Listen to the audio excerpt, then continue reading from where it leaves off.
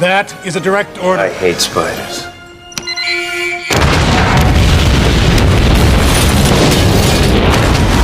दोस्तों, क्या आपके मन में कभी ये सवाल नहीं आया कि ब्रह्मांड के बाहर आखिर क्या है?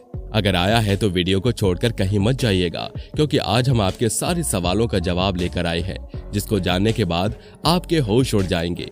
वैसे आपके होश तो हम बाद में ठिकाने लगाएंगे, लेकिन उससे पहले आप हमारी इस बात में हामी जरूर भरेंगे कि रात में आकाश की खूबसूरती हैरान करने वाली होती है। देखने में छोटे बिंदु के आकार के इन तारों का रियल आकार हमें सोचने पर मजबूर कर देता है। सोचिए कि ये सब कुछ जो आज हम देख पा रहे हैं वो बना है तो एक मात्र बिंदु से। हम सब अपना पूरा जीवन इस नीले प्लेनेट पर बिता देते हैं, जो इतने विशाल ब्रह्मांड में ना के बराबर जगह लेता है। आपको नहीं लगता कि ब्रह्मांड की तुलना में हम बहुत छोटे हैं? विजिबल यूनिवर्स, जिसे आज तक हम सब देख पाए हैं, मतलब जहाँ की रोशनी हमारे तक पहुँच पाई है, पर इसके बाहर क्या है? आपको नहीं लगता ये बात सोचने वाली है? दोस्तों, जब भी हम ऐसा कुछ सोचते हैं, एक अजीब सी फीलिंग होती है जो देखने में इतना खूबसूरत है, तो इनविजिबल यूनिवर्स की खूबसूरती तो काबिले तारीफ होगी।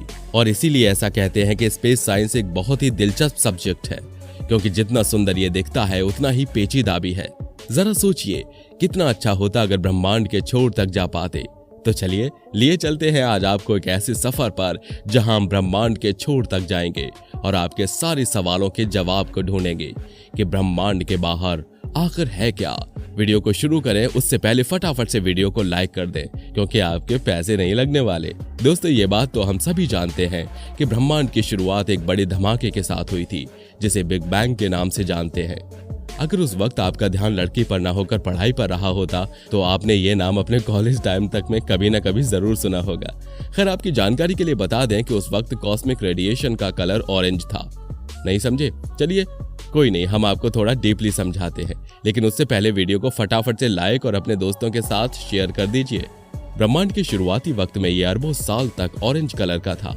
जैसा कि हम सब जानते हैं कि ब्रह्मांड का आकार बहुत विशाल है, इतना विशाल जिसकी कल्पना करना मुश्किल है। कई लोग तो ये बात कहते हैं कि ब्रह्मांड अनंत है। सिर्फ हमारा विजिबल यूनिवर्स ही करीब 460 करोड़ रेडियस में फैला है। दोस्तों, हम इसे बार बार विजिबल यूनिवर्स इसलिए बोल रहे हैं क्योंकि इससे आगे मौजूद ब्रह्मांड की रोशनी हमारे तक अब तक नहीं पहुंच पाई है।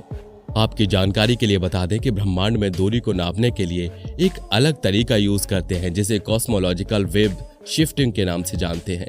ये एक प्रकार का छाप या आप इसे साइन भी बोल सकते हैं, जो ब्रह्मांड के फैलाव को प्रकाश के किरणों पर छोड़ती है। इसे आसान भाषा में समझने के लिए ऐसे समझिए कि प्रकाश की वेवलेंथ जितनी बड़ी होगी वो उतनी ही रेट शिफ्टेड होती जाएगी, और छोटी वेवलेंथ नीले रंग की होती है। इसलिए अगर ब्रह्मांड नहीं फैल रहा होता तो दूर मौजूद गैलेक्सी से आने वाली लाइट उसी कलर की होती जैसे उस गैलेक्सी का रंग था। लेकिन हम सब इस बात से अच्छी तरह से वाकिफ हैं कि ब्रह्मांड फैल रहा है। तो फिर सवाल वही है दोस्तों कि आखिर क्या है जहां तक हम देख सकते हैं? तो वो है पार्टिकल होराइजन, जो हमारे ब्रह्मांड का अंतिम छोर है। जी हाँ, आज के प्रेजेंट टाइम में ब्रह्मांड का एक हिस्सा है, और तो और हमारे कांटेक्ट भी है। इसके साथ ही हर वो चीज जो इस पार्टिकल होराइजन के अंदर है उसे द ऑब्जर्वेबल यूनिवर्स कहते हैं। आपकी जानकारी के लिए बता दें कि यही वो दूरी है जिसे हमें तय करना होगा, यानी कि हमारा डेस्टिनेशन है पार्टिकल होराइजन। लेकिन अगर ब्रह्मांड का विस्तार थम जाए तब? जी हाँ दोस्तों, अगर हम स्टैटिक यूनिवर्स में रह रहे होते तो ये हमारा एंड होता, लेकिन ऐसा नहीं है। हम आपको आगे कुछ बताएं इससे पहले आपका जानना जरूरी है कि पार्टिकल होराइजन और कॉस्मिक इवेंट होराइजन दोनों अलग अलग हैं। और हैरानी की बात तो यह है दोस्तों कि कॉस्मिक होराइजन पार्टिकल होराइजन की तुलना में हमारे करीब है। आपके भी दिमाग में ये बात आ रही होगी कि आखिर इन सबका मतलब है क्या? तो भाइयों और उनकी बहनों, इसका मतलब है कि उन जगहों पर और भी गैलेक्सी मौजूद हैं जिसे आज हम देख सकते हैं, लेकिन वहां जा नहीं सकते। अच्छा, एक बात और आपको बताना बहुत जरूरी है कि जैसा हम सब जानते हैं कि लाइट स्पेस में से सबसे ज्यादा स्पीड के साथ ट्रैवल करता है, लेकिन इतनी स्पीड होने के बावजूद भी पृथ्वी तक लाइट को पहुंचते पहुंचते लगभग 8 मिनट और 20 सेकंड्स का समय लगता है। अब आप इसी बात से अंदाजा लगा सकते हैं कि हमारा स्पेस कितना ज्यादा विशाल है। चलिए, अगर हम एक सेकंड के लिए ये भी मान लें कि हम लाइट की स्पीड के साथ चल रहे हैं, तो भी यहाँ एक और प्रॉब्लम दस्तक देती है, और वो प्रॉब्लम है समय अंतराल का। और खासकर इस वक्त दोस्तों, जब यह ब्रह्मांड फैल रहा होगा, इसका सीधा और साफ मतलब ये है कि जब हम ट्रैवल कर रहे होंगे तो हमारा डेस्टिनेशन अपने प्लेस से और दूर चला जाएगा। अब इसको सुनने के बाद आपके दिमाग में ये बात जरूर आ रही होगी कि फिर हमें इसके लिए कितना डिस्टेंस ट्रैवल करना होगा। तो इसका जवाब बहुत सिंपल है दोस्तों कि आपको अनंत दूरी तय करना पड़ेगा। क्यों, है ना इंटरेस्टिंग? दोस्तों तो क्या सोच रहे हैं, फटाफट से वीडियो को लाइक कर दीजिए क्योंकि ये आपको किसी और यूट्यूब पर नहीं मिलने वाला। दोस्तों जैसा कि हम सब जानते हैं कि ब्लैक होल के पास एक इवेंट होराइजन होता है जो हमारे ब्रह्मांड का और ब्लैक होल के बीच का आखिरी छोर होता है, और जैसे ही हम इसे क्रॉस करेंगे वैसे ही हम किसी भी इंफॉर्मेशन को दोबारा नहीं देख पाएंगे क्योंकि यहाँ पर पहुंचने के बाद लाइट भी अदृश्य हो जाती है। और ठीक हमारा ब्रह्मांड भी कुछ ऐसे ही रूल्स पर चलता है। ब्रह्मांड की भी अपनी एक अलग छोर है जिसके बाद जो गैलेक्सी की लाइट है हमारे तक पहुंच ही नहीं सकती क्योंकि लाइट को हमारे तक पहुंचने में ऐसे ब्रह्मांड के बीच से गुजरना होगा जो लगातार फैल रहा है, क्योंकि जिस गति से वो हमारे पास आएगा उतनी ही तेज गति से वो हमेशा दूर भी जाएगा। और ठीक ऐसा ही हमारे साथ भी होगा, जिसका साफ मतलब है कि हम जितना करीब उसके जाने की कोशिश करेंगे उतनी ही दूरी पर जाएंगे। आपके दिमाग को चकरा देने वाली बात यह है दोस्तों कि जिस गैलेक्सी को आप अपने ब्रह्मांड में देखते हैं वो है एक भ्रम। बिलीव नहीं हो रहा है तो आप किसी भी लाइट सोर्स को ले लीजिए। अगर आपको हमारे तक पहुंचने में अरबों साल लगे हैं तो पॉसिबल है कि प्रेजेंट टाइम में वो ऑब्जेक्ट जिसे हम देख रहे हैं वो वहां है ही नहीं, क्योंकि जैसे जैसे ब्रह्मांड फैलता जाएगा वो हमसे उतना ही दूर होता चला जाएगा। दोस्तों इतना सब कुछ जानने के बाद क्या आपके मन में ये बात नहीं आ रही कि अगर हम वहां जाने में कामयाब हो जाएं और लाइट बैरियर को तोड़ सकते तो? अगर मजा आ रहा है तो हमारी वीडियो को ऐसे ही देखते रहिए और लाइक कर दीजिए, और नहीं आ रहा तो हमारा वीडियो देखना शुरू कर दीजिए।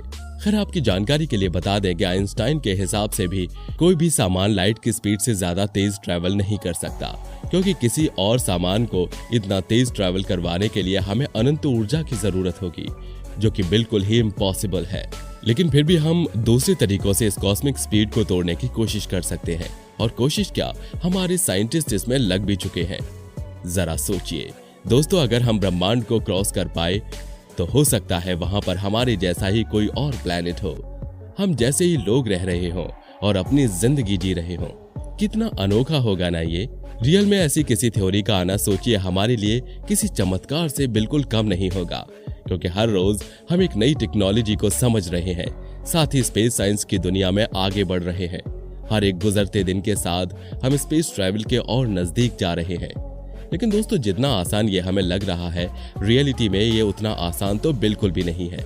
खैर अभी के सवाल का सीधा सा जवाब है कि हमें ब्रह्मांड के अंत तक पहुंचने के लिए अनंत दूरी तय करनी पड़ेगी, भले ही हमें इसके अंतिम छोर के बारे में ही क्यों न पता लग गया हो, जो इस वक्त के टाइम में इम्पॉसिबल है। खैर दोस्तों हमें एक पॉइंट तो मिल चुका है, लेकिन दूरी अभी भी वही के वही है। आपको क्या लगता है आने वाले टाइम में ऐसी कोई टेक्नोलॉजी आएगी जिससे ब्रह्मांड का ये राज भी राज नहीं रहेगा? उम्मीद करते हैं आपने इस वीडियो से बहुत कुछ सीखा होगा।